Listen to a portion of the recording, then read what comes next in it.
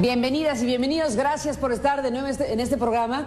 Bueno, estamos en esta serie de programas que estamos grabando en Medellín, Colombia, en el marco del Festival Gabriel García Márquez, este encuentro de periodistas de América Latina, que bueno, pues estamos aquí reunidos, precisamente convocados por esta Fundación Nuevo Periodismo, que como todos sabemos se le debe al entrañable Gabriel García Márquez. Esto ha derivado en encuentros y foros muy interesantes que se desarrollan en Medellín y nos ha permitido estar aquí conversando con diferentes personajes para CNN.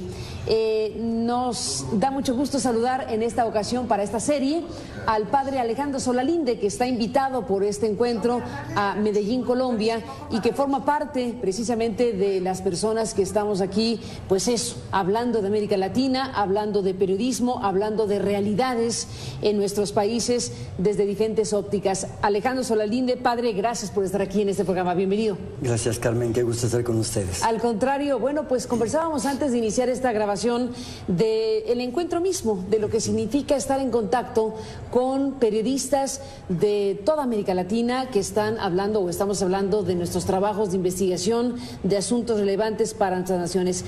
Para un hombre como usted, que es una figura pública, que su tarea está relacionada con los migrantes, con el trabajo religioso, ¿qué le dice un encuentro de estas características, de lo que aquí está escuchando, de lo que aquí se está diciendo? Me dice tanto, Carmen, me dice mucho. Los periodistas, yo empecé a tener contacto con ellos casi hace 10 años cuando empecé mi servicio con los migrantes y empecé a observar muchas cosas. Personas sensibles, personas que están cerca del dolor, del sufrimiento, que están en la acción y que quizá por eso precisamente, como están abajo, como están afuera, como están en los acontecimientos, por eso los periodistas, las periodistas son personas muy sensibles. Pero además yo pude ver desde un principio cómo me protegieron indirectamente. Mira, yo no sabía nada sabía de veras de este mundo de los medios. Yo llevaba una vida muy tranquila, pero de repente, por ejemplo, me empezaban a decir, a ver, hoy salió, por teléfono, hoy salió un artículo en el Universal y dice esto. ¿Se ha enterado? Pues no, donde yo vivía no había periódicos así. Me informaban ellos, luego me pedían la opinión, yo lo daba. Entonces, poco a poco he llegado a descubrir una cosa. Hablo de los periodistas honestos, hablo de los periodistas valientes, de las periodistas comprometidas con un trabajo serio de investigación. Y yo he descubierto que no hay acontecimiento en México, un hecho doloroso, que no esté el periodista ahí. Y están en la acción y están además diciendo la verdad y están visibilizando lo que a veces o casi siempre un sistema de poder quiere ocultar. Entonces el estar aquí para mí es una oportunidad excelente de aprender al máximo nivel los periodistas que están aquí en este nivel. En América Latina, aquí reunidos en Medellín en estos días en torno a este festival y a este encuentro que, como decíamos, nos evoca a un personaje tan querido y entrañable como García Márquez. Alejandro Solalinde, independientemente de las muchas cosas que están hablando aquí, no puedo no preguntarle a un hombre como usted de un caso como Ayotzinapa. Hemos vivido a lo largo de este ya un año que ha transcurrido muchos momentos informativamente hablando muy fuertes. Desde el momento en que se presentó por parte de la autoridad de la PGR una información que fue presentada como la verdad oficial, hasta la llegada de expertos de otros lugares del mundo, los expertos invitados por la Comisión Interamericana de Derechos Humanos, que pues nos han dado información que contradice partes sustantivas de lo que se había dicho previamente. Muy en específico, el decir que no pueden afirmar lo que ocurrió, pero sí pueden decir lo que no ocurrió en el caso del basurero de Cocula. Esta información que se presentó a la sociedad mexicana de jóvenes asesinados y después convertidos en cenizas en un basurero de Cocula y después dispersadas esas cenizas en un río, y todo lo que involucraba o involucra esta versión queda en un entredicho cuando los expertos dicen que por lo menos una parte sustancial, que es el incendio en Cocula, no ocurrió. Usted fue el primero que dijo que algo de esa naturaleza había ocurrido, que alguien a usted le contó información relevante sobre el destino de esos muchachos.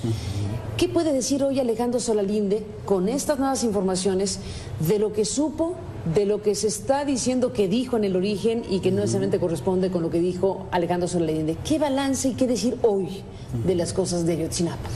Bueno, me impresiona que la primera persona que me da información, lo esencial de ella se mantiene.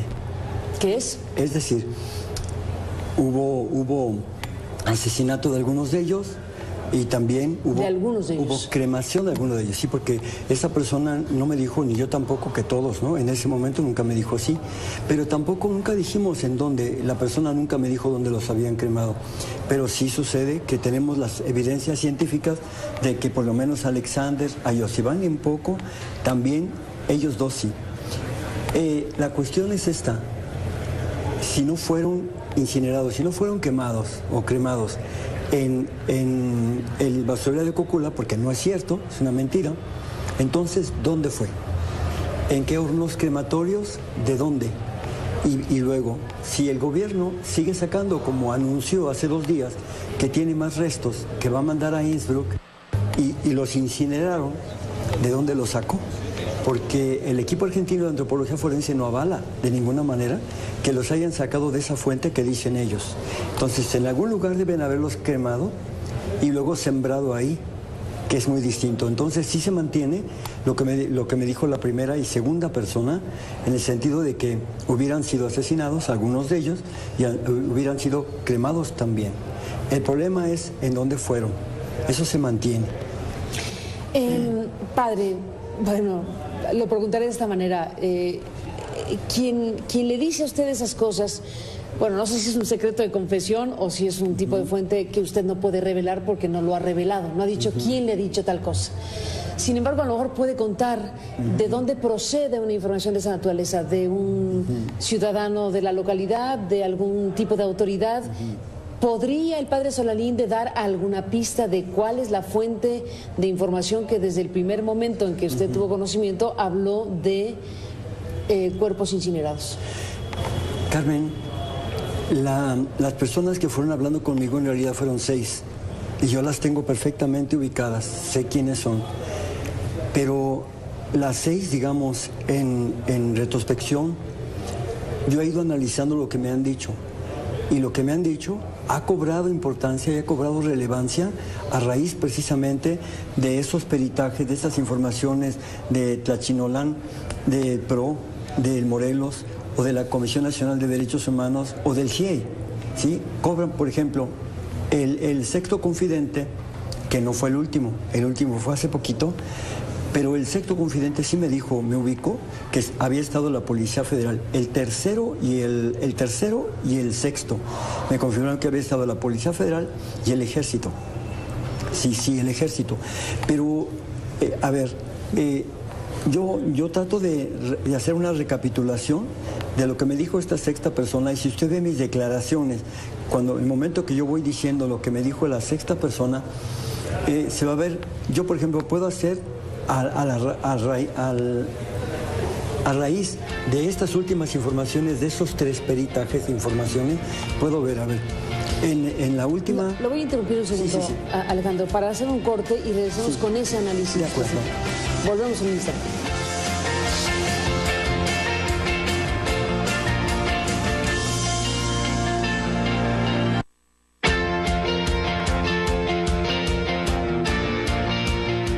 Regresamos en esta conversación con el padre Alejandro Solalinde, aquí en Medellín, Colombia, en esta serie de charlas en el marco del Festival Gabriel García Márquez. Alejandro, retomemos la conversación. Usted me habla de 6 confidentes que le han narrado cosas relacionadas con Ayotzinapa. Entendemos que si son confidentes no puede revelar los datos de quién se trata, pero sí está revelando lo que le han dicho. 6 confidentes por separado. ¿Cómo es que se dan estas conversaciones de usted con ellos? ¿En qué tiempo se dan? ¿Qué puede contarnos? ¿Qué es lo más que puede contar el padre Solalinde de esto? Bueno, esas personas son distintas todas distintas, pero todas tienen algo en común. Todas han estado ahí o son de ahí. Son de ahí. Sí. ¿Son de Guerrero? ¿Son de Iguala? Son de la zona. Ni siquiera sé si son de Iguala, no lo sé. Pero que han estado ahí, sí. Ahora, yo le decía del sexto confidente cómo él junta camiones, junta el ejército, junta choferes. ¿Cómo junta? Sí, es decir, ¿en narración? En la narración, ¿habla? Él dice, porque yo no sabía, yo pensaba en el tercer confidente, fue un joven, no puedo decir esto así, de Ayotzinapa, de los estudiantes de primer año. Me entrevisté con él e intercambiamos información. Lloramos juntos porque fue muy fuerte para mí. Pero el sexto confidente me habla precisamente de un camión, de camiones y de lugares. Por ejemplo, yo tenía entendido que había sido todo en el mismo lugar y no. Fue en otro lugar donde se junta un camión con dos camiones que fueron claves después, así lo entendí, yo estoy viendo retrospectivamente, y que se junta ese quinto camión, ¿verdad? Que de momento no sabíamos que existía, ni tampoco me lo dijeron como el quinto camión, porque no pueden decir eso, pero yo ato cabitos y digo, fue ese camión con estudiantes, con el chofer, con el ejército, que se juntan ahí en la carretera fuera de Iguala. Eso a mí me impresiona mucho. Y entonces, esta persona, sin conocerse nunca se conoció ninguna de ellas, pero a mí me buscaron no porque yo sea vocero, yo no soy vocero de nadie, ni de Ayotzinapa, ni de ninguna organización, pero como líder de opinión, ellos confían en mí como soy sacerdote. Yo dije, bueno, ¿y qué hago con esto? ¿Por qué no lo dices tú? Bueno, no lo digo porque ahí el que habla lo matan al día siguiente, fue primero que me dijeron. Primero que habla al día siguiente ya no amanece. ¿Está bien? ¿Y yo quieres que yo sí lo diga? Y entonces correr el riesgo. ¿Está bien? Eso fue. Entonces, yo creo que entre todos ha tenido una relevancia muy grande a raíz de estas informaciones que están dando estas tres entidades, ¿verdad? Y yo puedo decir que tiene máxima relevancia para el paradero final de los normalistas, esa clave de ejército, policía federal, quinto camión, chofer, migrantes. Estudiantes. Yo pienso que todo eso tiene una relevancia muy grande porque ha habido una voluntad férrea de seguir ocultando la verdad, y cuando que el Estado sabe muy bien desde un principio lo que pasó con ellos. Estamos como atando cabitos o haciendo un rompecabezas que finalmente no quedaba tan claro, pero para mí sí queda claro hoy. Para mí sí queda claro y es doloroso, ¿verdad? Yo no voy a lastimar a la sensibilidad de los padres de familia, pero ellos desde el 22 de octubre del año pasado, después de la marcha, platiqué con 4 familiares de los desaparecidos y ellos tienen su presunción muy clara de lo que pudo haber pasado. ¿Y qué pudo haber pasado según esta...?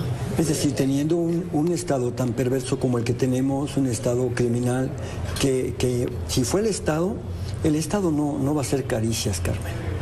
El Estado no va a hacer caricias, el Estado va con todo. Y si los muchachos fueron testigos de algo que no sabían ellos que había en el quinto camión, no les van a perdonar la vida. Estamos en el filo ya de la interpretación del quinto camión. Ya es interpretación personal, atando cabitos de todas las personas que han dicho cosas y de la lectura que yo hago del GIEI, de la CNDH y de este grupo de 3 entidades, Tlachinolan, PRO y Morelos.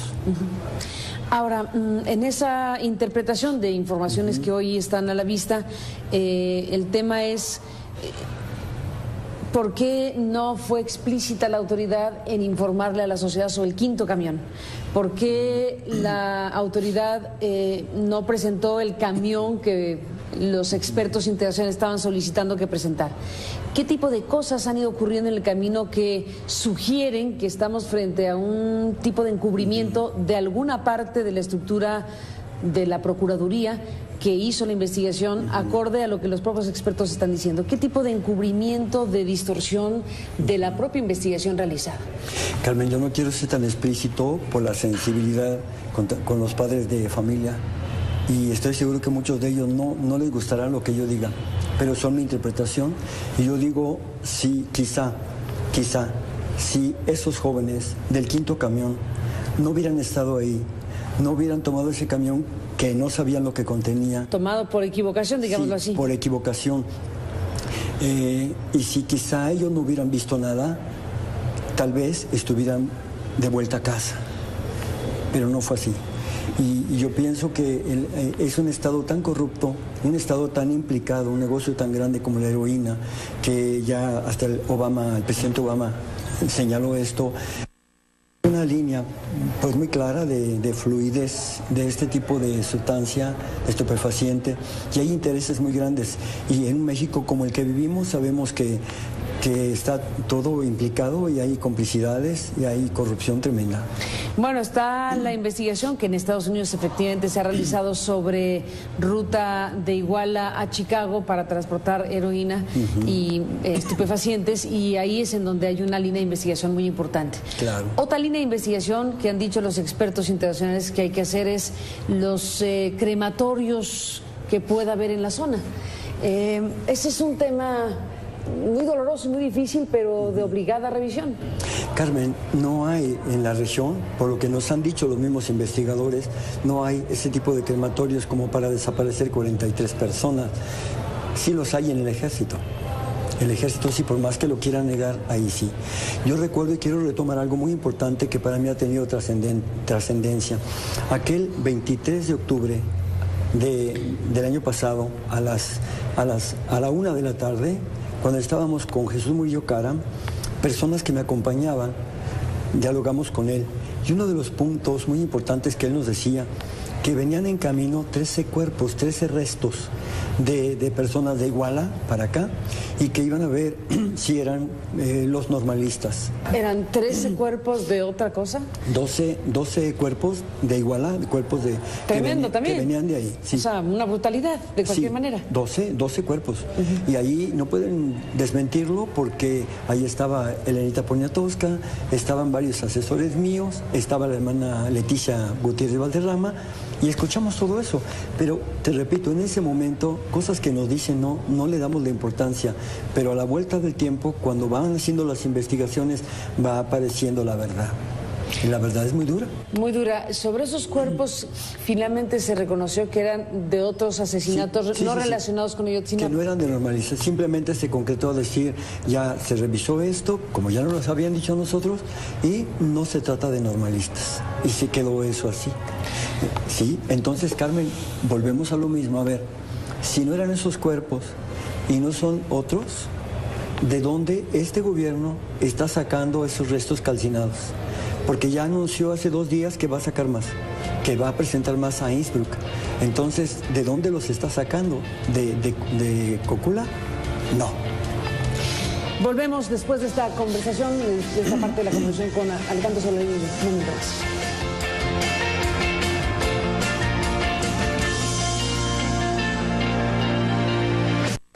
Entramos en la parte final, regresamos en un instante, seguimos hablando con Alejandro Solalinde desde Medellín, Colombia. Volvemos. Pues terminamos en esta conversación dura con Alejandro Solalinde, porque duro es lo que está planteando en su análisis. Bueno, colocando la información que usted obtuvo de la forma en que la obtuvo, correlacionándola con la información que ya existe de los expertos y de las organizaciones de derechos humanos que han informado al respecto de este tema. Y la lectura final, ¿cómo cierra Alejandro Solalinde este programa? ¿Con qué revisiones clave del caso Ayotzinapa? Bueno, me queda claro que en un primer momento, en segundo ataque, todo, digamos, pareciera como que las órdenes, las disposiciones son locales, podríamos decir municipales y, como no, estatales, porque el gobernador no puede haber estado ajeno a esto. Pero de repente hay un cambio, hay una orden, hay un cambio de táctica, que ya no es llevar a los heridos al hospital, ya no es retenerlos, ahora es acabarlos completamente. Y entonces aquí tiene que haber sido una orden de una persona federal, ya no local. Tuvo que haber sido una orden federal. ¿Por qué un federal? Porque el ejército no hubiera obedecido nunca a alguien que no tenga un rango federal, porque la Policía Federal tampoco recibe órdenes de un rango municipal o estatal. Son instituciones diferentes y todo apunta hacia allá. Aquí el problema es quién dio la orden y por qué la dio. ¿Qué piensa de la insistencia entendible de los expertos internacionales en poder conversar directamente con los militares, los soldados que estuvieron relacionados con el asunto en el lugar de los hechos, y sobre todo lo que sugiere esta figura del C4, que es un sistema de comunicación en todos los niveles de gobierno de las autoridades en momentos de emergencia? ¿Qué le dice eso, Alejandro? Bueno, el C4 fue tomado por el ejército. El C4 lo controló todo el mando en ese momento lo controló el ejército. Por eso es tan importante y es clave entrevistar directamente a los mandos, pero también a los subalternos, también. Lo que para nosotros ha sido como una verdad a gotero, la gente de ahí lo sabe muchas cosas, Carmen, sabe muchas cosas la gente de ahí, pero tiene miedo y sabe desde un principio cómo ha estado involucrado, por ejemplo, el ejército, pero es un tema tabú para tratarlo. Pero todo apunta hacia allá y yo pienso que tarde o temprano va a ser insostenible ya la opacidad y tendrá que abrirse la investigación al ejército y tendrá que saberse lo que se tiene que saber. ¿Quién dio la orden en contra de los 43 estudiantes? Hace algunos días hablamos con Carlos Castresana, que fue el primer responsable de la CICIG, este organismo internacional en Guatemala, y él se pronunció porque sí era factible que en México hubiera un organismo de esa naturaleza. ¿Cree que se requiere llegar a esos niveles en donde la colaboración internacional trascienda incluso a lo que hasta el momento ha hecho el grupo de expertos internacionales invitado por la CID? Es urgente y yo pienso que sí es necesario. El problema aquí es que el gobierno no lo va a aceptar fácilmente. Tenemos que presionarlo, hacer mucha presión para que lo acepte, porque ya la credibilidad del gobierno, inclusive de Peña Nieto, está por los suelos. Él tiene 35% de credibilidad, más bajo que cualquier mandatario que haya pasado con nosotros, inclusive que Fox. Entonces, sí se necesita un apoyo internacional creíble, porque la sociedad civil en México confía mucho en estos expertos internacionales y obviamente acompañado, coordinado con organizaciones de la sociedad civil comprometidas, creíbles, como lo han estado haciendo hasta ahora. En ellas sí confiamos. Te agradezco que me haya dado esta entrevista para CNN nuevamente. Gracias, Carmen, igualmente, mis cariños y mis respetos para usted. Gracias, Alejandro, y gracias a usted que nos permitió acompañarle a lo largo de este programa. Pásale bien, buenas noches, hasta mañana.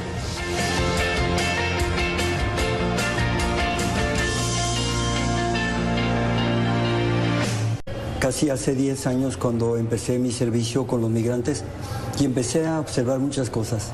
Personas sensibles, personas que están cerca del dolor, del sufrimiento, que están en la acción y que quizá por eso precisamente, como están abajo, como están afuera, como están en los acontecimientos, por eso las periodistas son personas muy sensibles.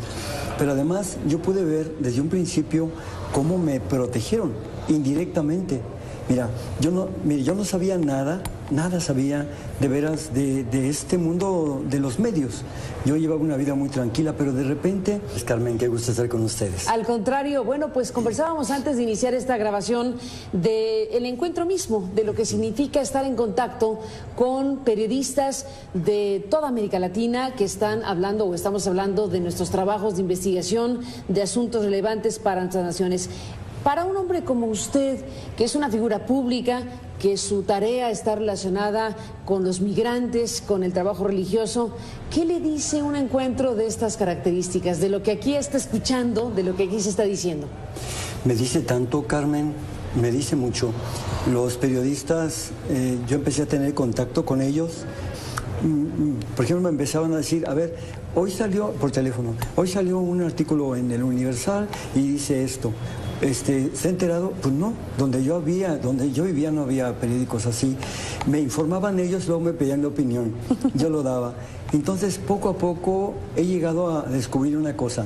Hablo de los periodistas honestos, hablo de los periodistas valientes, de las periodistas comprometidas con un trabajo serio de investigación. Y yo he descubierto que no hay acontecimiento en México, un hecho doloroso, que no esté la periodista, el periodista ahí.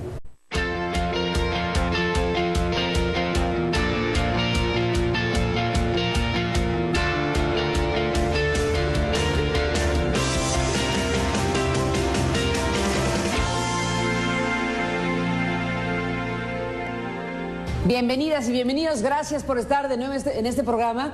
Bueno, estamos en esta serie de programas que estamos grabando en Medellín, Colombia, en el marco del Festival Gabriel García Márquez, este encuentro de periodistas de América Latina, que bueno, pues estamos aquí reunidos, precisamente convocados por esta Fundación Nuevo Periodismo, que como todos sabemos se le debe al entrañable Gabriel García Márquez.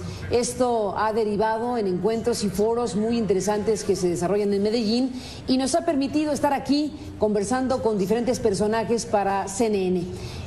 Nos da mucho gusto saludar en esta ocasión para esta serie al padre Alejandro Solalinde, que está invitado por este encuentro a Medellín, Colombia, y que forma parte precisamente de las personas que estamos aquí, pues eso, hablando de América Latina, hablando de periodismo, hablando de realidades en nuestros países desde diferentes ópticas. Alejandro Solalinde, padre, gracias por estar aquí en este programa. Bienvenido. Gracias.